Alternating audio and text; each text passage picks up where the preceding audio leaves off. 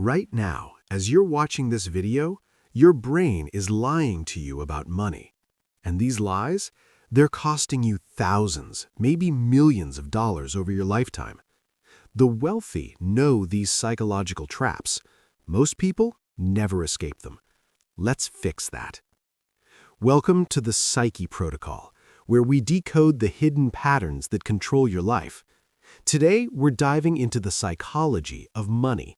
Specifically, the 10 cognitive biases and mental patterns that are silently draining your wealth. And the best part? Once you see these patterns, you can't unsee them. Let's get into it. The first trap is called anchoring, and it's making you overpay for everything. Here's how it works. Your brain latches onto the first number it sees and uses that as a reference point for all future decisions. That $200 jacket marked down to $100 feels like a steal, but you'd never pay $100 for it at full price. Warren Buffett understood this intimately. When he was starting out, he refused to anchor his investments to market prices. Instead, he calculated intrinsic value independently. While everyone else was anchored to what stocks were trading for, Buffett asked, "What is this actually worth?" That's why he could buy when everyone was selling. The fix?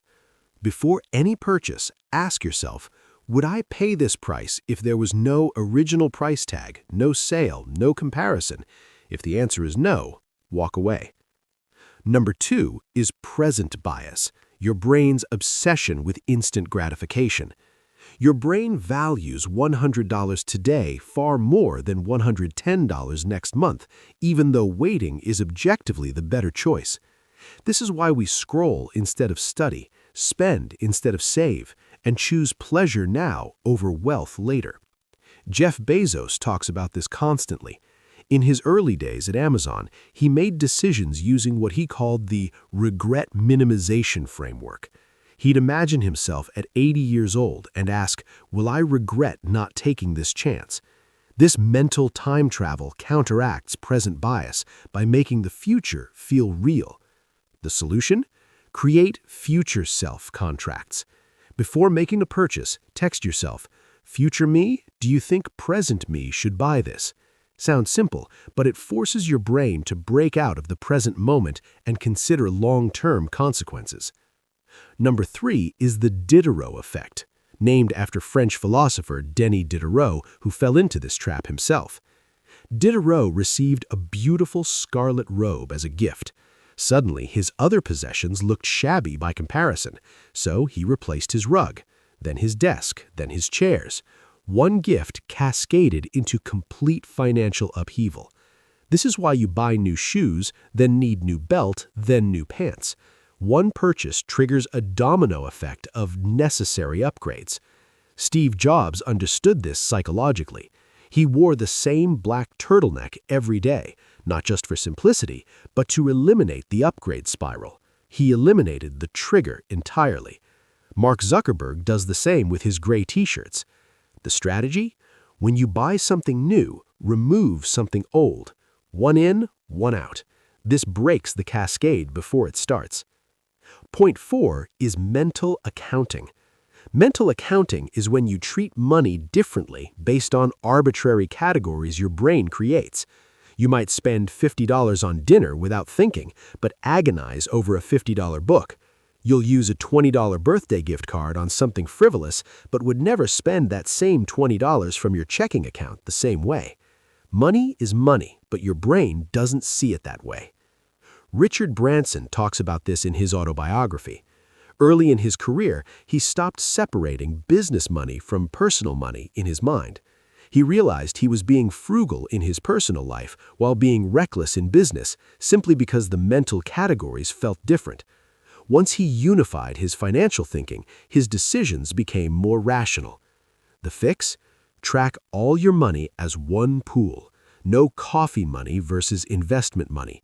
It's all just money, and every dollar has the same value regardless of where it came from or where it's going. Point 5. Sunk cost fallacy. The sunk cost fallacy is why you finish terrible movies, stay in bad relationships, and hold on to failing investments. Your brain thinks, I've already invested so much, I can't quit now. But economists know the truth. Past costs are irrelevant. The only question that matters is, given where I am right now, what's the best path forward? Elon Musk is ruthless about this. When SpaceX's first 3 rocket launches failed, he'd already burned through most of his PayPal fortune. The sunk cost fallacy would say, you've come this far, you can't stop. But Musk evaluated purely on forward-looking probability. If the 4th launch had low odds of success, he was prepared to walk away. Fortunately, it worked. But his willingness to cut losses, to ignore sunk costs, is what separates successful entrepreneurs from broke ones. Ask yourself, if I wasn't already invested in this, would I choose to invest in it today? If no, get out. Point 6. Lifestyle creep. Lifestyle creep is the silent killer of wealth, and it happens automatically. You get a raise. Suddenly, you deserve a nicer apartment, better dinners, premium subscriptions. Your expenses rise to match your income, and you're no better off than before. This is why people making $200,000 often feel as broke as people making $50,000. Shark Tank's Kevin O'Leary calls this the wealth erosion trap. He shares that even after he became wealthy, he maintained his middle-class habits for years. He still flew economy, still bought regular coffee, still wore affordable clothes. He increased his savings rate with every raise, not his lifestyle. The technique? Automate your raises into investments before you see them. Get a 10% raise? Automatically route 8% to investments and enjoy the 2%. Your lifestyle improves slowly, but your wealth compounds dramatically. Number 7 is social comparison, and Instagram has made it catastrophic. Your brain doesn't care about absolute wealth, it cares about relative wealth. You could make $100,000 a year and feel poor if your friends make $150,000. This is why lottery winners often end up broke. They upgrade their social circle, then feel pressure to match that lifestyle. Naval Ravikant talks about this brilliantly. He says, desire is a contract you make with yourself to be unhappy until you get what you want. Every time you compare yourself financially to others, you're signing that contract. The antidote? Curate your inputs. Unfollow wealth-flaunting accounts. Follow people who inspire you to build, not buy.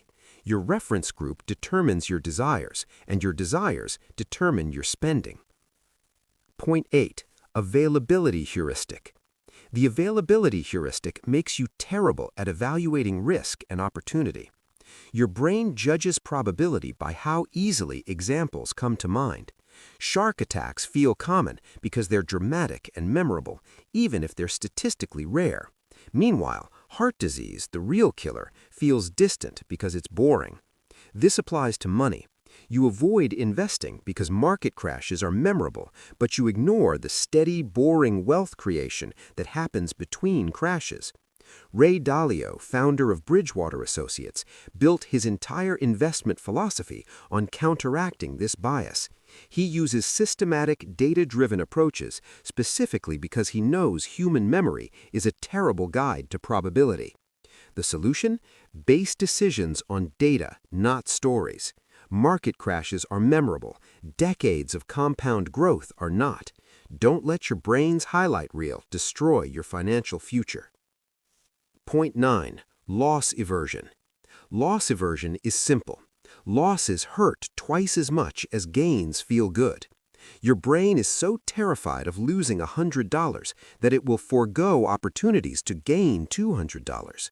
This is why people hold on to losing stocks, hoping they'll recover, why they avoid negotiating for raises, and why they keep money in savings accounts, earning nothing. Charlie Munger, Warren Buffett's partner, addressed this directly. He said poor people focus on not losing, while wealthy people focus on winning. The poor keep money safe in checking accounts. The wealthy put it at intelligent risk because they understand loss aversion is an evolutionary bug, not a feature. Reframe your thinking. The biggest loss isn't losing money on an investment. It's the opportunity cost of never investing at all. Over a lifetime, inflation and missed compound growth will cost you far more than any market downturn. The final trap is the planning fallacy, your brain's terrible track record of predicting the future. You think you'll cook at home this week, so you don't cancel that meal delivery subscription. You think you'll use that gym membership. You think you'll read all those books you bought. Your brain is overconfident about your future behavior, and companies exploit this ruthlessly. Tony Robbins talks about this in financial terms. He says people overestimate what they can do in a year and underestimate what they can do in a decade. This causes them to take on debt for short-term goals while abandoning long-term wealth building. The hack? Plan for your actual behavior, not your ideal behavior. If you haven't cooked in 6 months, you won't start next week. Cancel the subscription. If you haven't used the gym in 3 months, you won't suddenly start. Cut the expense. Base your financial decisions on who you actually are, not who you wish you were. So, there you have it. 10 psychological traps that are keeping you poor. Anchoring, present bias, the Diderot Effect, mental accounting, sunk cost fallacy, lifestyle creep, social comparison, availability heuristic, loss aversion, and the planning fallacy. The wealthy aren't smarter than you. They're not more disciplined. They've just debugged these mental programs. They see the traps and step around them. Your homework? Pick one of these 10 and fix it this week. Just one. Unfollow comparison-triggering accounts. Automate your next raise. Apply the one-in, one-out rule. Small fixes compound into massive wealth over time. If this video helped you see money differently, hit that like button and subscribe to the Psyche protocol for more deep dives into the psychology that runs your life. Drop a comment telling me which of these traps you're committing to fixing first. Remember, your mind isn't your enemy. It just needs better programming. And now, you've got the code. I'll see you in the next one.